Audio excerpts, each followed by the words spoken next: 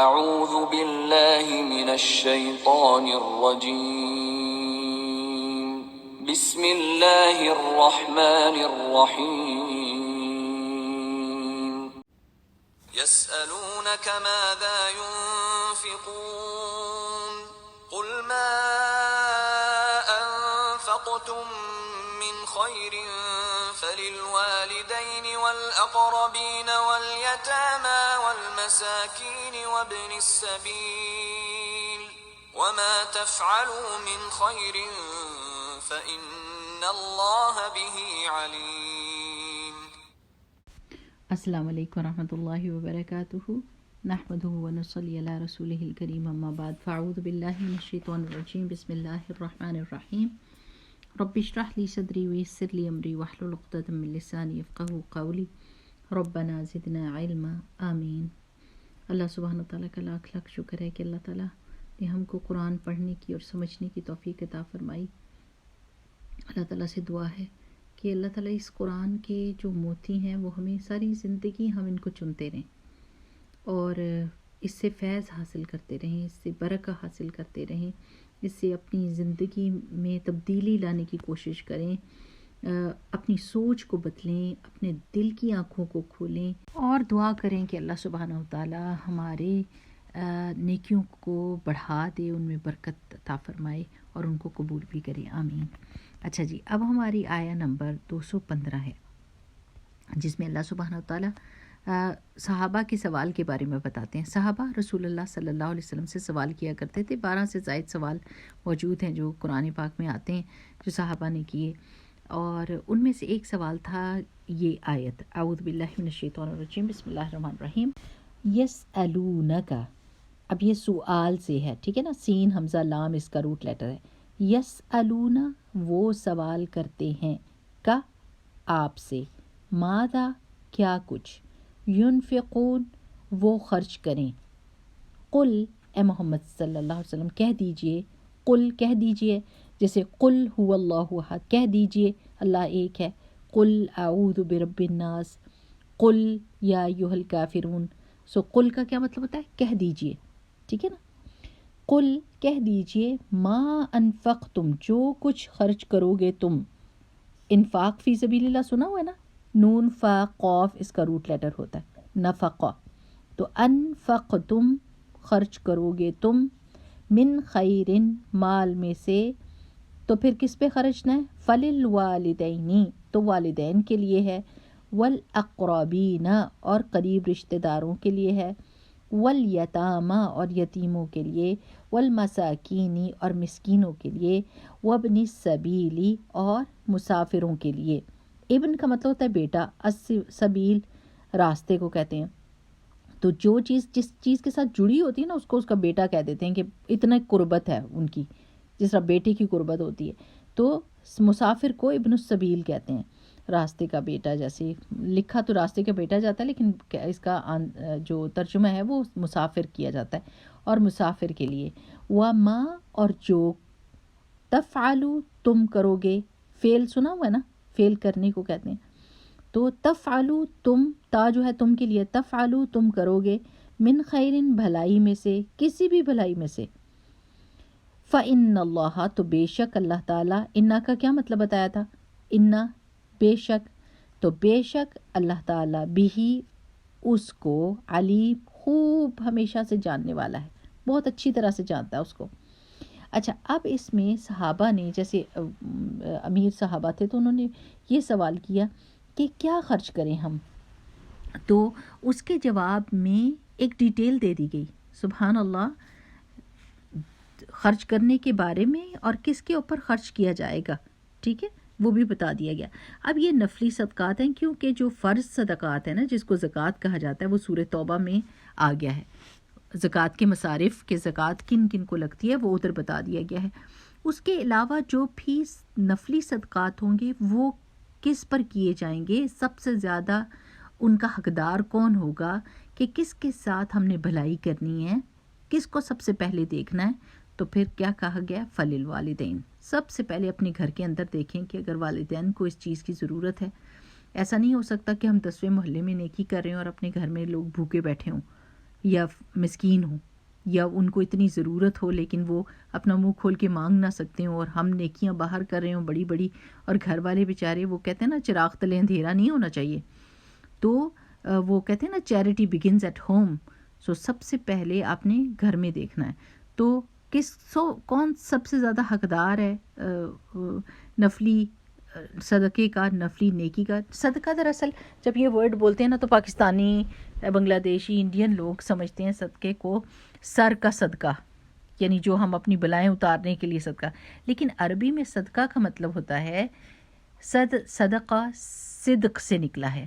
صدق کہتے ہیں سچائی کو، جیسے ہے نا ابو بکر صدیق، وہ اتنے سچے تھے اور انہوں نے سچائی کی اتنی تصدیق کی کہ ان کا نام ہی ابو بکر صدیق پڑ گیا رضی اللہ تعالیٰ عنہ. ٹھیک ہے نا. تو صدقہ جو ہے وہ صدق سے نکلا ہے.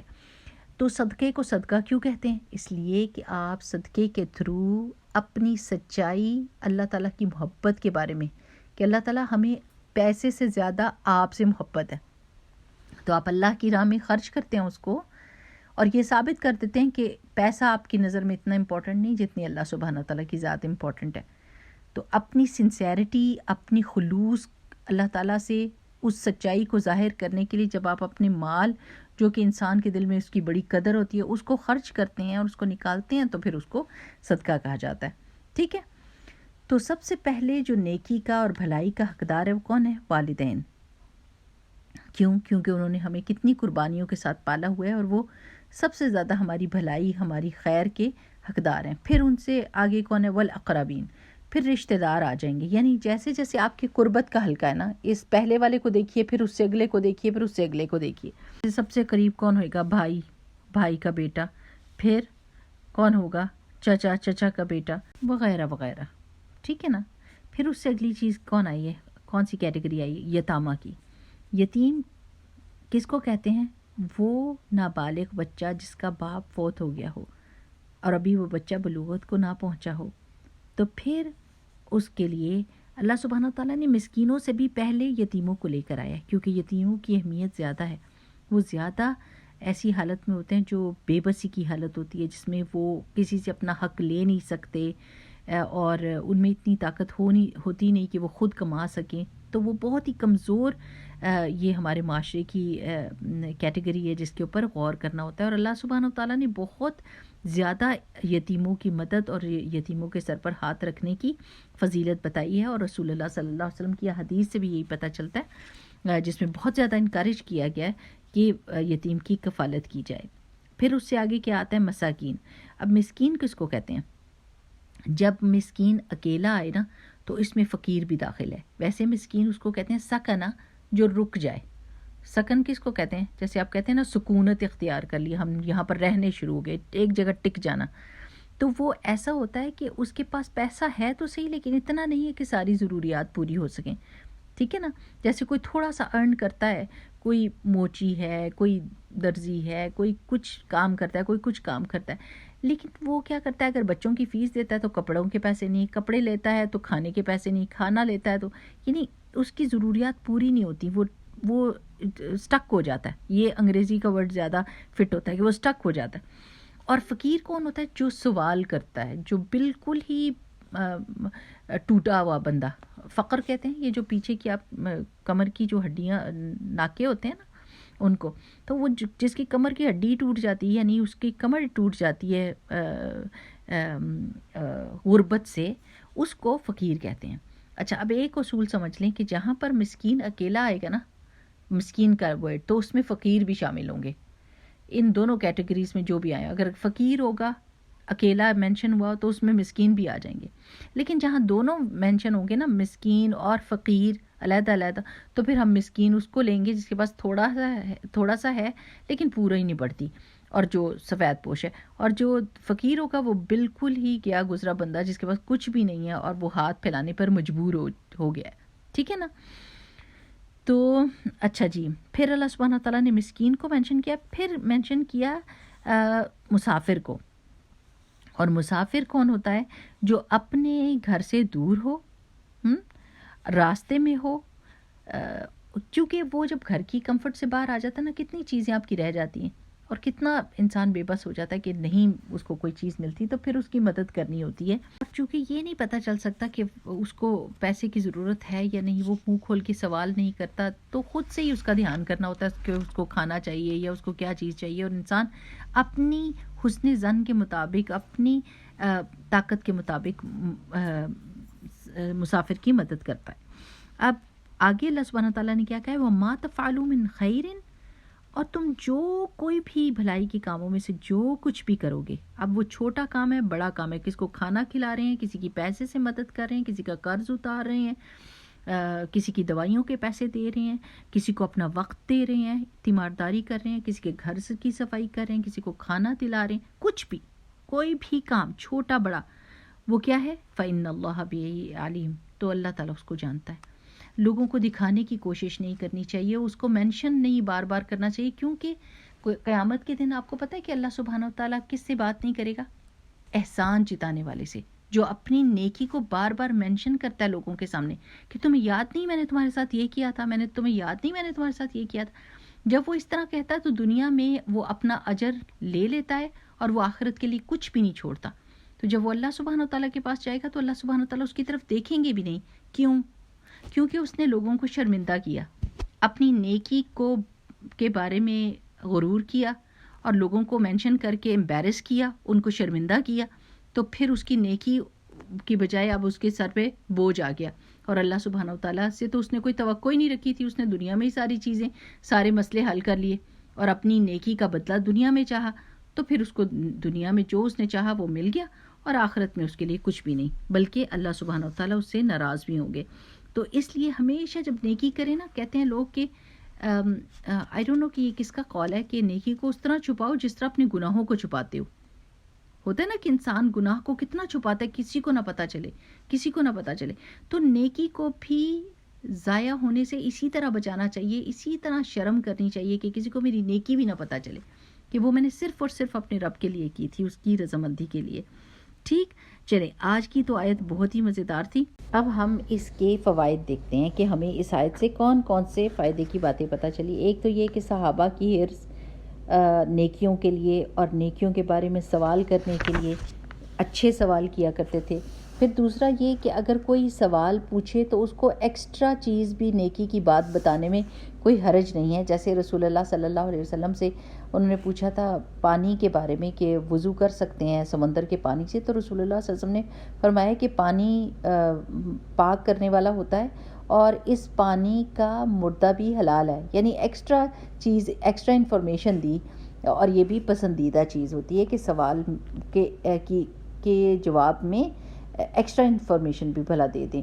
پھر یہ کہ جب آپ خرچ کریں گے اپنے پیسوں کو تو آپ قریبی سے دور تک کے لوگوں کے پاس جائیں گے.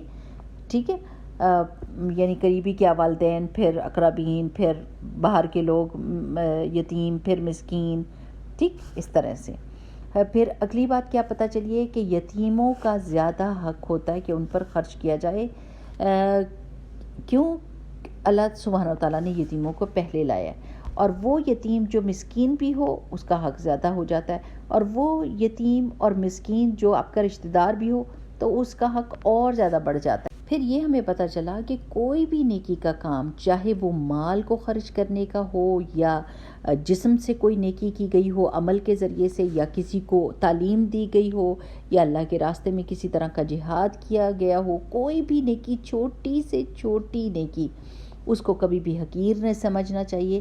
کیوں؟ کیونکہ رسول اللہ صلی اللہ علیہ وسلم نے فرمایا تھا اتقوا النار ولو بشق تمرۃ، کہ اپنے آپ کو آگ سے بچاؤ چاہے کھجور کے ایک ٹکڑے کو دے کے. یعنی کھجور کا ایک آدھی کھجور کا ٹکڑا بھی اگر آپ نے کسی کو دے دیا تو ہو سکتا ہے اس کی وجہ سے آپ بچ جائیں گے. تو کوئی بھی چھوٹے سے چھوٹا بھی نیکی کا کام کریں، لیکن نیت اپنی خالصتاً اللہ تعالیٰ کے لیے رکھیں، کیونکہ اسی طرح اس نیکی کی حفاظت ہوگی اور آخرت میں آپ کو اس کا اجر ملے گا اور دنیا میں آپ اس کی برکت سمیٹیں گی. یعنی دنیا میں بھی ڈیفینیٹلی اللہ سبحانہ وتعالیٰ دینے والوں کو پسند کرتا ہے اور دیتا ہے، کیونکہ ظاہر ہے وہ دے رہے ہوتے ہیں تو ان کے پاس ختم ہوتا ہے تو اللہ سبحانہ وتعالیٰ کی برکتیں اور رحمتیں نازل ہوتی ہیں. جو لوگ ہورڈ کرتے ہیں، جو بخیل ہوتے ہیں، جو چھپا کے رکھتے ہیں، جو نہیں خرچ کرنا چاہتے، تو پھر ان کو اللہ سبحانہ وتعالیٰ کیوں دے؟ اللہ تعالیٰ تو خود غنی ہے، وہ دینے والا ہے اور دینے والوں کو پسند کرتا ہے. تو جو بخیل ہوتے ہیں وہ ناپسندیدہ لوگ ہوتے ہیں. اور بخیلی رسول اللہ صلی اللہ علیہ وسلم نے فرمایا تھا کہ یہ ایک ایسا وصف ہے جو انتہائی ناپسندیدہ اور کراہت والا ہے, جس کے اوپر یعنی بخیلی رلا دینے والی ہوتی ہے. یعنی بندہ مر مٹ جائے لیکن بخیل کے پیسہ نہیں نکلتا نا, اور پھر کوئی نہ کوئی مصیبت خدا نہ خواستہ اس کو پڑتی ہے, جس کی وجہ سے وہی پیسہ جو اس نے چھپا کے رکھا ہوتا ہے, بچا کے رکھا ہوتا ہے, وہ اس طرح نکل جاتا ہے.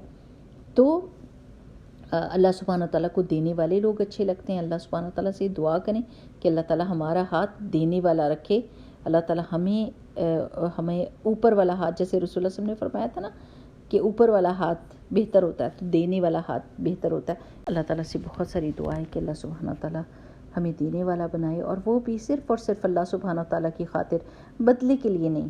کچھ لوگ ہوتے ہیں جو ہر کام بدلے کی وجہ سے کرتے ہیں. کسی نے ہمارے ساتھ کیا تو ہم اس کے ساتھ کریں گے. تو رسول اللہ صلی اللہ علیہ وسلم نے فرمایا تھا کہ یہ صلہ رحمی نہیں ہے, کہ اگر آپ بدلے میں کر رہے ہو تو پھر تو ظاہر ہے اس نے آپ کے ساتھ کیا تو ڈیفینیٹلی آپ کو دنیا داری میں اس کے ساتھ کرنا پڑے گا.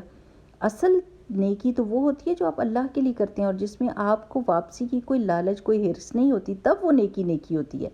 اگر آپ نے کسی کے بدلے میں کیا تو پھر تو آپ نے دنیا میں دے لے والا معاملہ کر لیا. آپ دکاندار کے پاس جاتے ہیں, اس کو پیسے دیتے ہیں اور آپ اس کا مال خرید لیتے ہیں, بس بات ختم. لیکن رشتہ داریوں میں اور اللہ کی خاطر جب کوئی کام کرتا ہے تو پھر وہ بدلہ نہیں نہ دیکھتا, کیونکہ اس کی نظر آخرت پر ہوتی ہے. اس کی نظر اللہ سبحانہ و تعالیٰ سے ملنے والے اجر اور ثواب اور پھر اللہ تعالیٰ کی رحمتوں کے اوپر ہوتی ہے جو اس کے اوپر آئیں گی.